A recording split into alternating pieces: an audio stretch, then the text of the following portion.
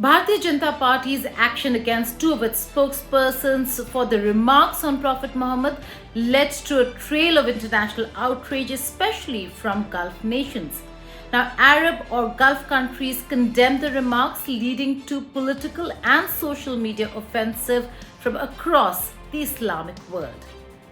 Now, Gulf nations, that is also called West Asia, account for 1/5 of the Muslim population across the world. Some of the countries are strategic allies and partners of India. Therefore, Ministry of External Affairs on a damage control mode.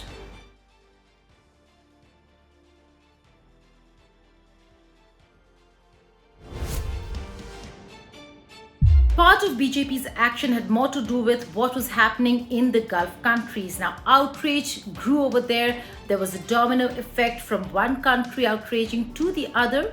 Anger amongst local population as also calls to boycott Indian products and let off Indian workers grew. Historically, India shares good relations with many of the Gulf countries.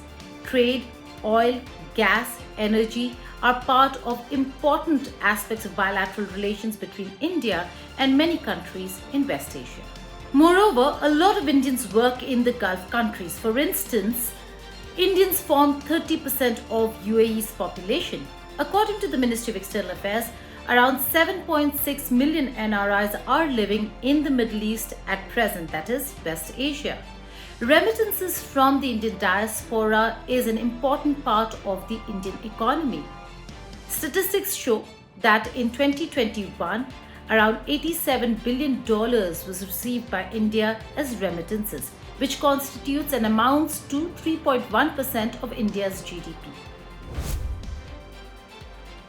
In fact, India's business with the Gulf Cooperation Council, that is GCC, which includes Kuwait, Qatar, Saudi Arabia and the UAE, stood at $87 billion in 2020-2021.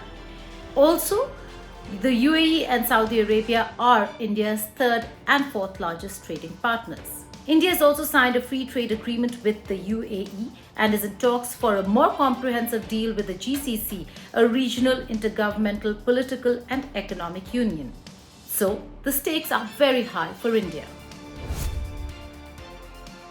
Now, since coming to power, Prime Minister Narendra Modi has kept a special focus on enhancing relations with countries in this very region. Earlier this year, he visited the UAE. It was his fourth visit as Prime Minister to this country. The UAE has also conferred its highest civilian award to Prime Minister Modi, which is Order of Zion. Similarly, there have been reciprocal visits by leadership of West Asia to India in the past 8 years. The UAE is also among the first countries to have backed and supported India on the abrogation of certain provisions of Article 370 of Jammu and Kashmir. Also, West Asia is heavily dependent on food items from India. Those food products that are imported to countries in West Asia include rice, meat, spices, marine products, fruits and vegetables, and sugar. So the call for boycott may not last long. Indians will also have to continue working in West Asia because those countries have a very important part of workforce which constitutes Indians, and they also need to continue doing business with India.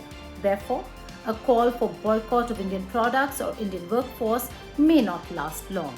Having said that, and be that as it may, it is a wake-up call not just to the Bharatiya Janata Party or for the Bharatiya Janata Party, but for all other political parties that while they articulate their views, they should be more cautious during media debates or for that matter during election campaigning. Because as we've seen, what happens in India does not necessarily stay in India. There are international prices to pay. For more informative videos like this, keep watching India Today Newsmo.